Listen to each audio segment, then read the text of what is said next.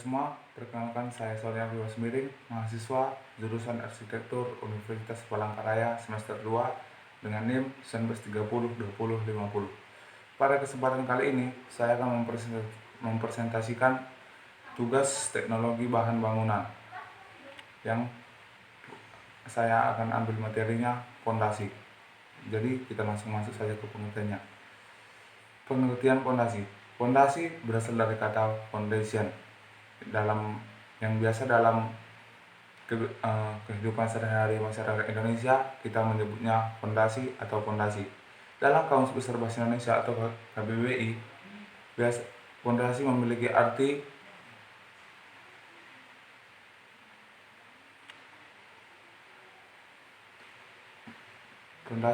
arti merupakan dasar bangunan yang kuat, dan kesimpulannya fondasi ini merupakan dasar dari suatu bangunan. Kita masuk ke selanjutnya, syarat-syarat umum. Jadi fondasi ini bisa kita bilang harus mempunyai syarat-syarat umum atau kriteria tertentu sehingga layak pakai. Jadi yang pertama itu dapat menahan beban bangunan itu sendiri. Yang kedua, terbuat dari bahan yang awet dan tahan lama sehingga bisa digunakan dalam jangka waktu yang panjang, dan diharapkan bahan-bahannya juga tahan terhadap bahan-bahan kimia dan terutama air. Yang ketiga, jenis fondasi disesuaikan dengan kondisi tanah. Misalnya jika tanah lembek menggunakan fondasi ini, jika tanah keras fondasi ini. Dan yang kelima, jika menggunakan besi tulangan padat, maka harus menggunakan selimut beton yang cukup tebal yang tidak mengalami karat sehingga bisa menimbulkan perlindungan struktur fondasi. Jika syarat-syarat ini tidak diperhatikan dengan baik, mungkin akan terjadi kerusakan pada fondasi sehingga terjadi penurunan kualitas bangunan dan tidak tahan lama. Selanjutnya kita masuk ke fungsi fondasi. Fondasi dalam suatu bangunan konstruksi mempunyai peran penting karena berfungsi sebagai penahan atau penopang beban bangunan yang ada di atasnya, untuk diteruskan ke lapisan tanah yang ada di bawahnya, untuk menghasilkan bangunan yang kuat, dan kokoh. Fondasi suatu bangunan harus direncanakan dengan sangat baik agar bisa tahan lama dan tidak merusak bangunan.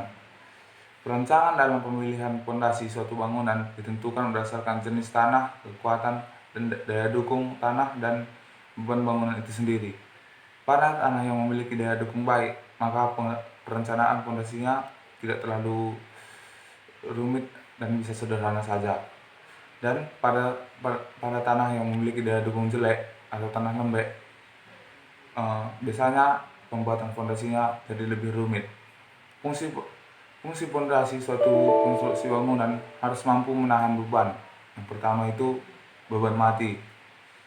Yang kedua, beban hidup, beban gempa, beban angin, beban angkat air, momen, dan torsi. Harus bisa menampung atau menahan semua beban-beban tersebut agar suatu bangunan atau rumah itu bisa tahan atau awet dan tidak roboh. Selanjutnya kita masuk ke dalam jenis-jenis fondasi. Secara garis besar, fondasi itu terbagi menjadi dua, yaitu fondasi dangkal dan fondasi dalam. Yang pertama kita masuk saja ke fondasi dangkal. Fondasi jenis ini biasanya dilaksanakan atau dibuat atau digunakan pada tanah dengan kedalaman tidak lebih dari 3 meter atau sepertiga dari lebar alas fondasi. Dengan kata lain, fondasi ini diterapkan pada tanah yang keras atau stabil yang bisa mendukung struktur bangunan yang tidak terlalu berat dan tinggi dengan kedalaman tanah kurang dari 3 meter. Jadi dalam fondasi dangkal ini kita mempunyai jenis-jenis lagi fondasinya, seperti fondasi menerus. Fondasi ini merupakan fondasi yang digunakan untuk mendukung beban memanjang atau beban garis, baik untuk mendukung beban dinding atau kolom dengan jarak yang dekat dan fungsional. fungsional kolom, tidak terlalu mendukung beban berat. Pondasi menerus dibuat dalam bentuk memanjang dengan potongan persegi ataupun trapesium. Selanjutnya, pondasi setempat. Pondasi ini dilaksanakan untuk mendukung beban titik seperti kolom praktis, tiang kayu pada rumah sederhana, atau pada titik kolom struktural. Yang ketiga itu pondasi konstruksi sarang laba-laba. Pondasi ini merupakan pondasi dangkal konvensional, kombinasi antara sistem pondasi plat beton pipih menerus dengan sistem perbaikan tanah. Pondasi ini memanfaatkan tanah sebagai bagian dari struktur pondasi itu sendiri. Pondasi sarang laba-laba dapat dilaksanakan pada bangunan 2 hingga 8 lantai yang didirikan di atas tanah dengan daya dukung rendah. Sedangkan pada tanah dengan daya dukung tinggi biasa digunakan pada bangunan lebih dari 8 lantai. Jadi kalau misalnya kita akan didirikan di tanah yang kondisinya bagus, bisa lebih dari 8 lantai. Tapi dengan tanah yang di bawah daya dukung jelek, ya hanya 2-8 lantai saja. Selanjutnya kita masuk ke pondasi dalam. Pondasi dalam ya ini untuk ya bisa dikatakan tanah yang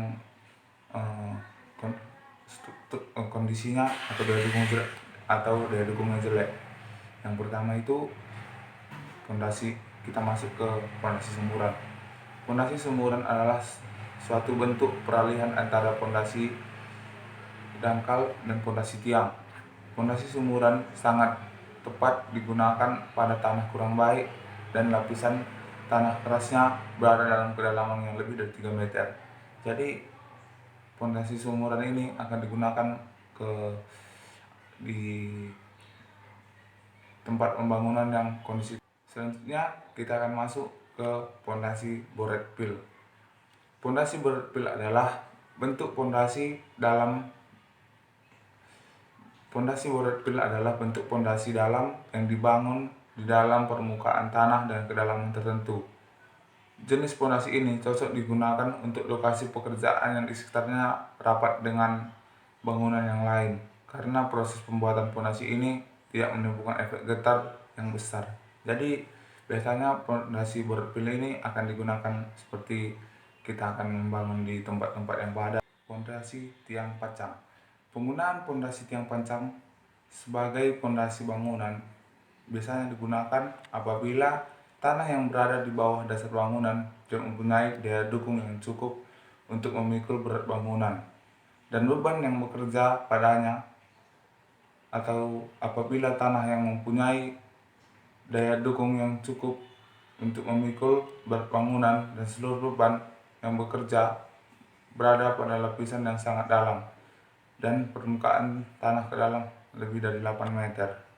Penggunaan pondasi tiang pancang ini hanya digunakan untuk bangunan yang kondisi tanahnya jelek dan tanah kerasnya itu lebih dari kedalaman 8 meter.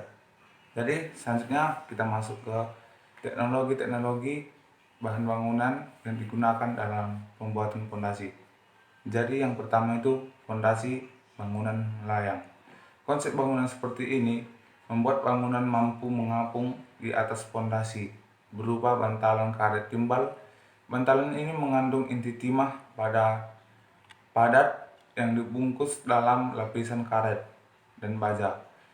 Plat baja berfungsi untuk menempelkan bantalan ke bangunan dan pondasinya, sehingga ketika terjadi gempa, pondasi bangunan memang akan bergerak, tapi tidak memindahkan struktur bangunan di atasnya. Sehingga kalau ada getaran pun mungkin bangunan akan lebih bertahan karena adanya bantalan. Yang kedua, peredam getar. Peredam getar merupakan teknologi yang biasa dijumpai di mobil. Namun, kini peredam getar juga bisa digunakan untuk mendirikan bangunan-bangunan. Peredam getar akan memperlambat dan mengurangi besarnya getaran dengan memutar energi kinetik dan suspensinya yang memantul. Yang ketiga, pendulum. Solusi lain untuk menahan goyangan gempa, terutama bagi gedung pencakar langit, adalah dengan menggunakan kabel baja yang mendukung massa serta cairan peredam di antara massa yang bangunan. Saat gempa terjadi, pendulum akan bergerak ke arah yang berlawanan dan menghamburkan getaran gempa. Teknologi pendulum ini didesain untuk melawan resonansi dan meminimalkan respons dinamis dari struktur bangunan. Selanjutnya, biomaterial. Para insinyur juga mendapat inspirasi yang membuat bangunan tahan gempa dari kerang laut. Ternyata, kerang laut mampu menyerap goncangan dan membuat energinya ketika sebuah gelombang datang. Selain kerang, inspirasi juga datang dari benang laba-laba yang kaku ketika ditarik, kemudian lentur dan menjadi kaku lagi. Respons kompleks dari benang laba-laba ini membuat jaring laba-laba menjadi dinamis di bawah tekanan yang berat. Kini, para insinyur perlu mengembangkan bahan-bahan konstruksi yang mampu meniru kemampuan kerang dan benang laba-laba. Jadi, biomaterial ini memiliki prinsip seperti kerang laut dan benang laba-laba. Selanjutnya, tabung karbon. Kardus pun bisa menjadi bahan konstruksi bangunan yang kokoh dan tahan lama. Mengapa demikian? Sebab dengan sifatnya yang ringan dan fleksibel, struktur tersebut dapat menahan guncangan gempa lebih baik daripada beton. Meskipun bisa runtuh, kemungkinan untuk menimbun orang yang berada di dalamnya pun lebih kecil karena bahannya yang ringan. Jadi, demikian yang dapat saya jelaskan pada hari ini mengenai pondasi dan teknologi-teknologi yang digunakan dalam pondasi. Saya Sony Priwa Sembiring. Selamat siang. Terima kasih.